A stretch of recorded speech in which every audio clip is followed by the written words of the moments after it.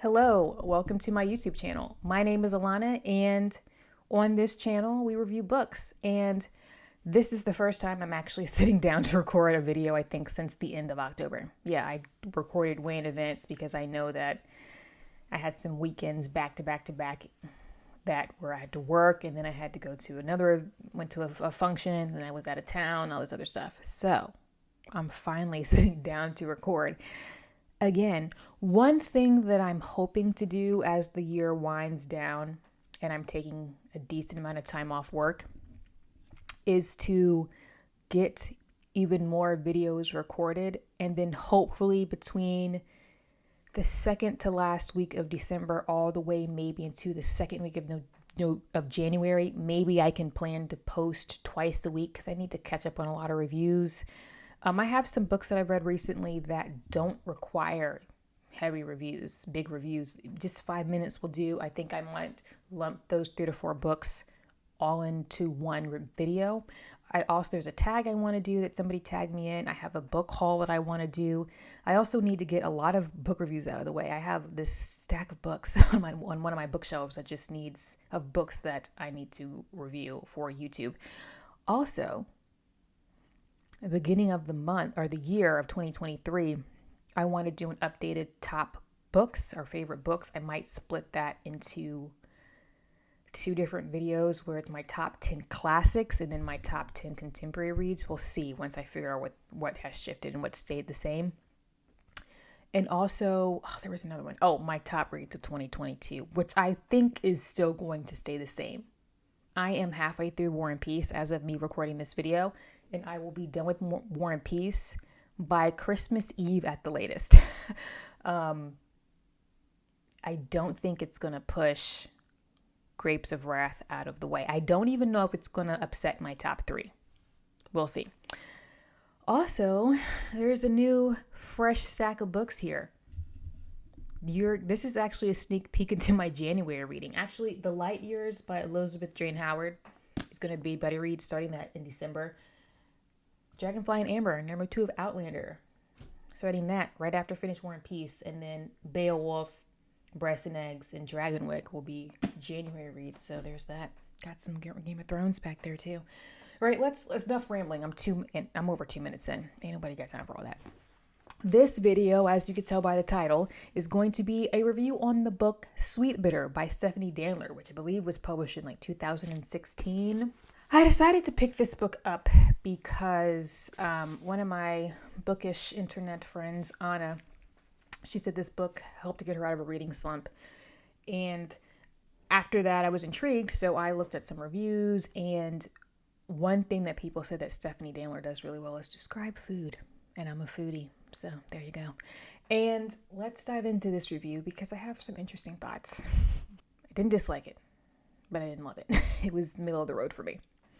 I chose this life because it's a constant assault of color and taste and light, and it's raw and ugly and fast, and it's mine, and you'll never understand until you live it. You don't know.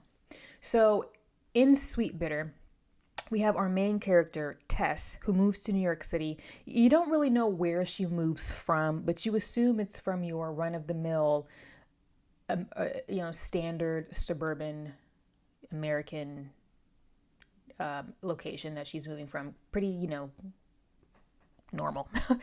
And so she's in her early 20s. She's just graduated from university, and she lands a job as a waitress at a prestigious restaurant in the city. Tess has to learn the ropes of fine wine and food. You do know early on that she has worked in a cafe, but nothing nearly as complex as this restaurant that she's in now. And so while she's learning about how to be a waitress of this caliber, she is also partying like crazy with her coworkers, which, side note, should one party hard with their coworkers? I would say no. No. There's work and then there's personal life, and the two shouldn't cross over that much. Okay? That's just too much business. Anyway, and so she also ends up falling in love with an emotionally unavailable guy. And ultimately, Tess has to prove that she has what it takes to be independent and resilient in this fast-paced industry, but also she has to prove that she belongs in New York, because New York is a beast of its own. So this book for sure is definitely a feast for the senses. Danler, like I said, man, this book may make you hungry. And as a foodie, this book made me hungry. Stephanie Danler writes a world in which Tess allows her senses to be completely overtaken, not just with food. So it's just, she's in the sensory world of food and wine and drink, but also because she parties so much. She's this girl, these people party. It's just a very, very carnal environment that she integrates herself in. Which, I mean, come on, she was a fresh out of college person, so who knows what she was doing in them college days. Okay, I was a very boring college student, just saying. Taste, chef said, is all about balance: the sour, the salty, the sweet, the bitter. Now your tongue is coated. A certain connoisseurship of taste, a mark of how you deal with the world, is the availability to relish the bitter, to crave it even, the way you do the sweet. Your senses are never inaccurate. It's your ideas that can be false. So yeah, this is probably the third time I've said this at this point, but with a book like this, and it's written in Tess' first person. So she's working at a restaurant. She's around a lot of food. She's around a lot of wine. She's a lot of drinks. The food and drink descriptions definitely made me hungry. I mean, Stephanie Danler worked as a waitress herself, I believe, for over 10 years. So she definitely knows what she's talking about, and you can tell. And we do get to follow Tess and experience her knowing very little about wine and food and its pairings and all that other stuff. And we get to see her become very knowledgeable about food. And that I found to be really fascinating, especially as a person who's never worked in this environment. I've never worked in this type of environment. But again, like I said, this book has a very carnal element to it. I mean, it's sex, drugs, and alcohol.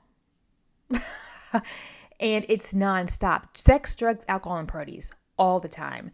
And not gonna lie, I found it to be actually rather fatiguing.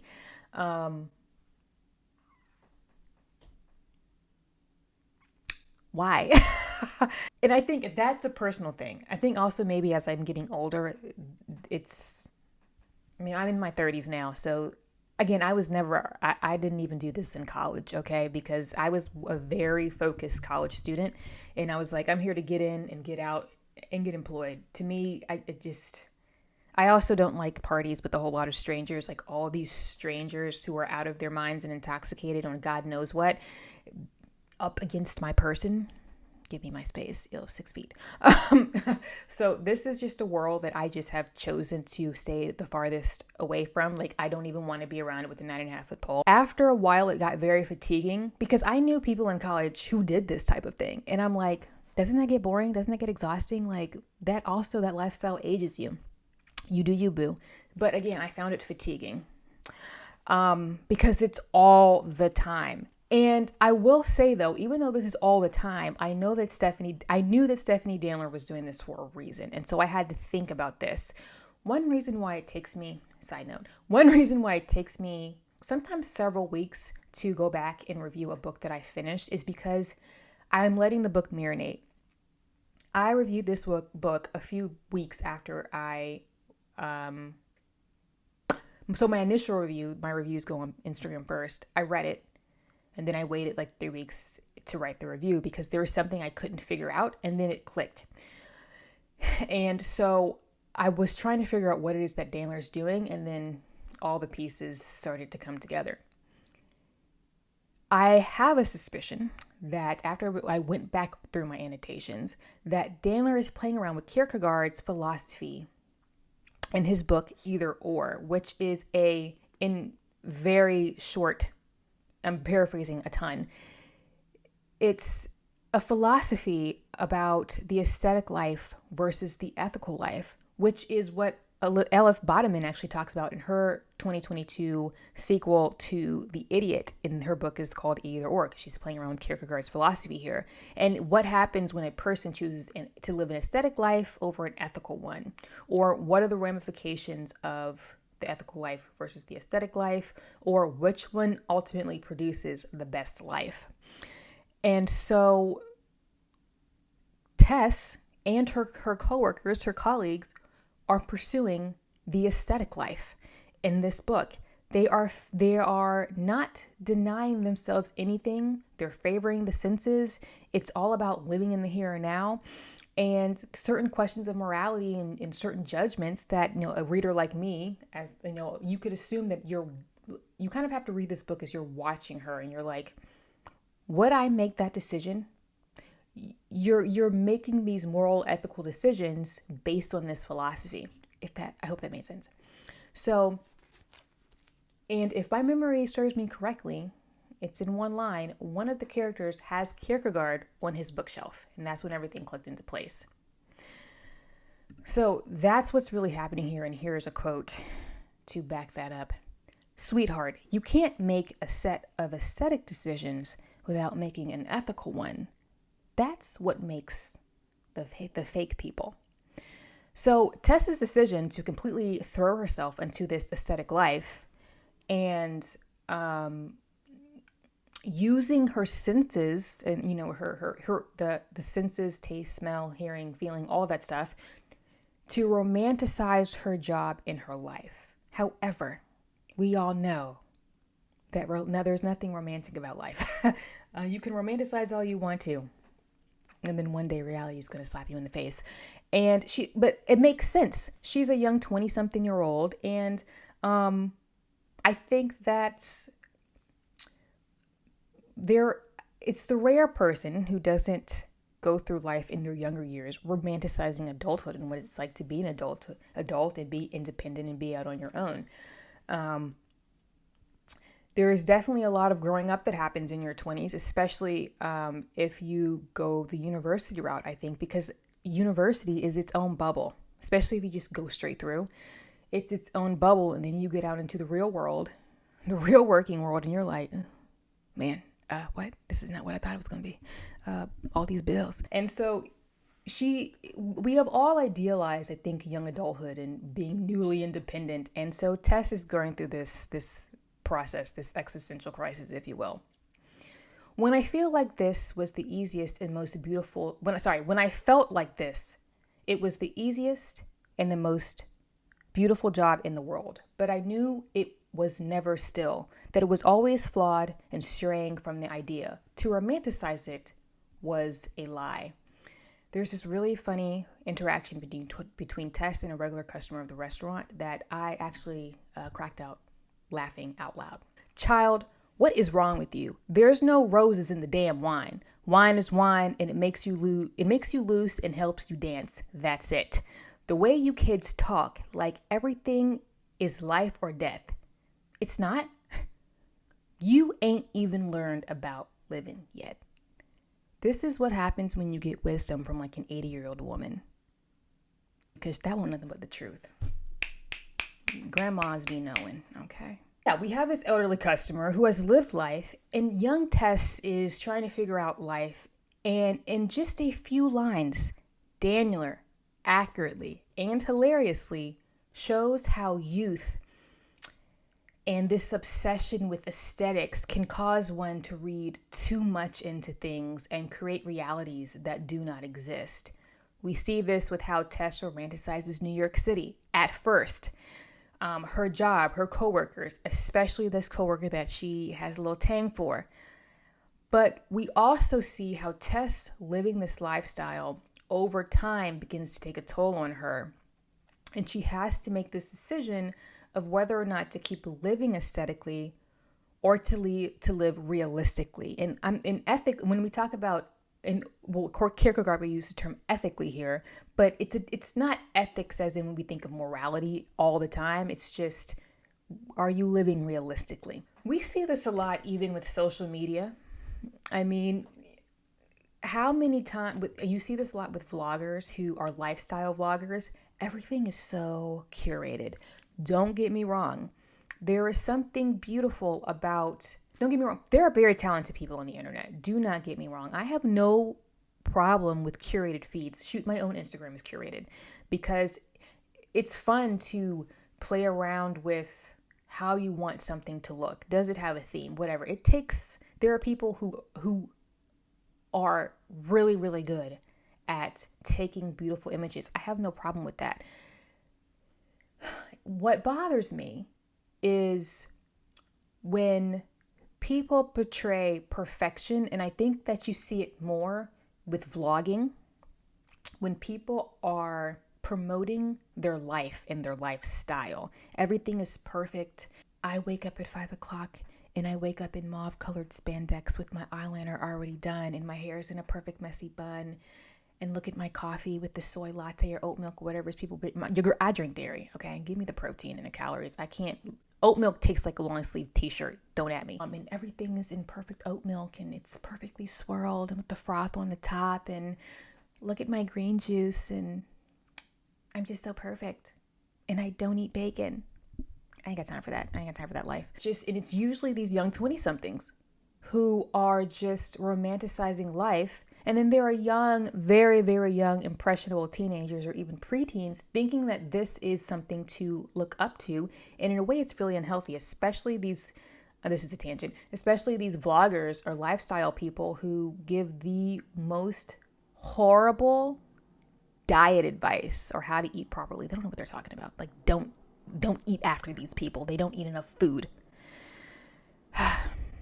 Let's move on. Here's a theme. We're moving forward. We're switching gears. One element of Sweetbitter that I really enjoyed is this front stage, backstage theme that Danler uses to very accurately portray what it's like to be a waiter or a waitress. Like I said, she was a waitress for over 10 years. And so she knows how to skillfully portray how the staff know how restaurant staff know how to perform for their guests. This is an industry that is all about creating an experience for the guest. And in order to create that experience, the staff have to be in tune with their audience. Their guest is the audience. And just as a performer on stage knows how to read the audience and adjust that performance to the crowd, so that's what a waiter and a waitress has to do when they're engaging with the guest. Running a restaurant means setting a stage. The believability hinges on the details. We control how they experience the world: sight, sound, taste, smell, touch. That starts at the door with the host and the flowers. The servers looked like actors, each perfectly idiosyncratic but rehearsed. It felt staged for my benefit. They wore striped shirts of every color. They were performing, snapping, clapping, kissing, cutting each other off, layers of noise colliding. But movements became sleeker, elongated. I became aware of being on stage. I became aware of the ballet of it. The choreography never rehearsed, always learned mid-performance. The reason you felt like everyone was staring at you when you were new is because they were. You were out of sync. Again, this is right in line with how Danler is, I think ultimately is using Sweetbitter also as a love letter to the service industry, the people who are waiters and waitresses, because there is an art to serving, and it takes a lot of skill, it takes a lot of patience, it takes a lot of intuition and practice to be really, really good at it. And there are those people who love it. They consider it their calling to serve in this capacity, so that when a guest walks into a restaurant, everything just takes care of itself, so that you're being served in a way that seems effortless and seamless. And that takes a lot of practice to do, and some people love it. It's a gift, if you will. One thing that Tess does is especially when she's new to the restaurant, she looks at her coworkers who have been doing this for a long time, and she acknowledges and recognizes that there is something that they have that a computer will never be able to emulate. And she says, but whatever computerized tracking system they used, I am sure it was top of the line.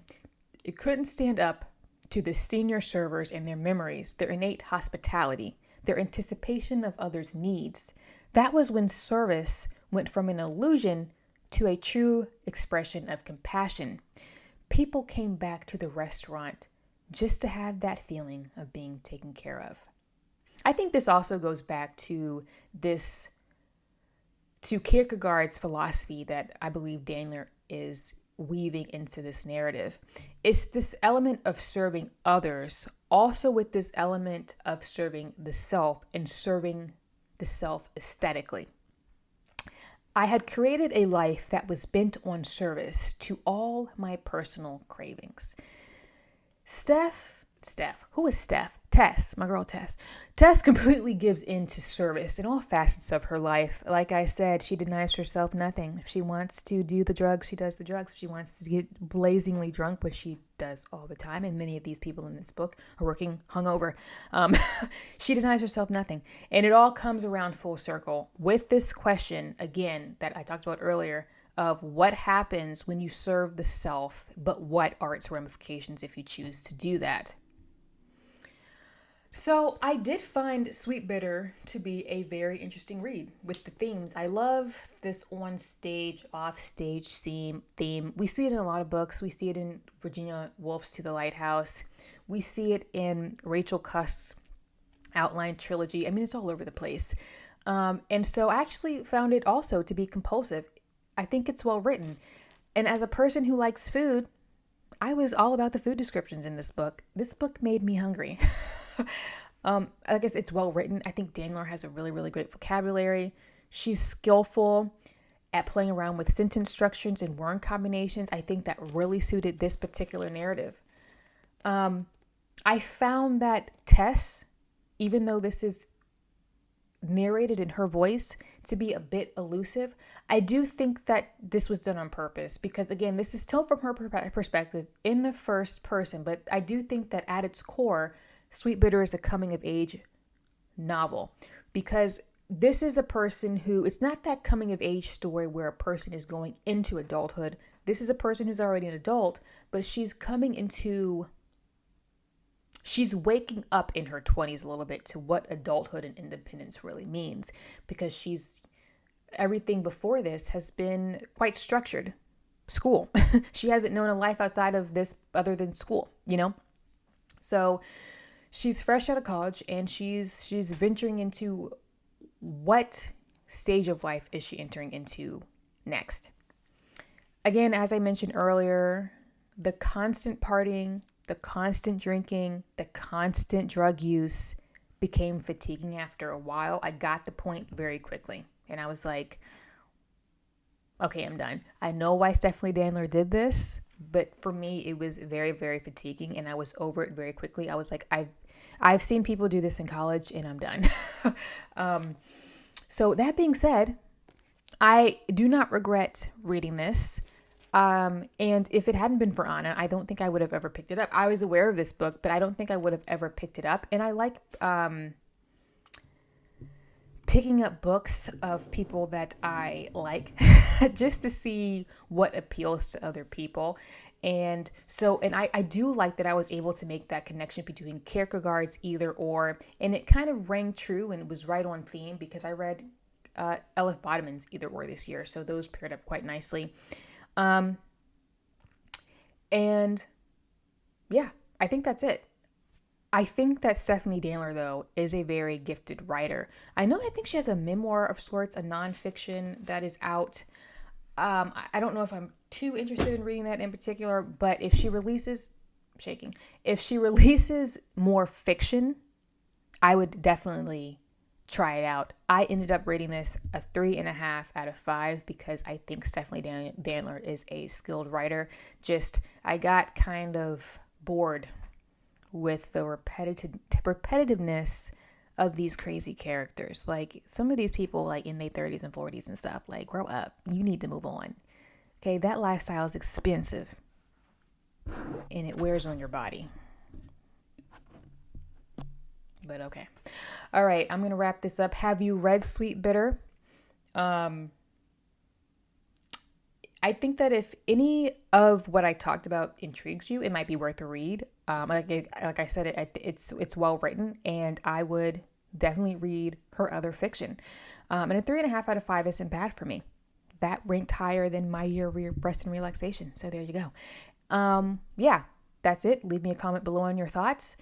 And if you would like to follow me on Instagram, where I get up to more bookish shenanigans. Also, that is where I post my reviews first. That's where I post my monthly TBRs and my monthly wrap-ups. Please feel free to follow me on Instagram. Don't forget to like and subscribe if you enjoyed my content, and I will see you in the next one.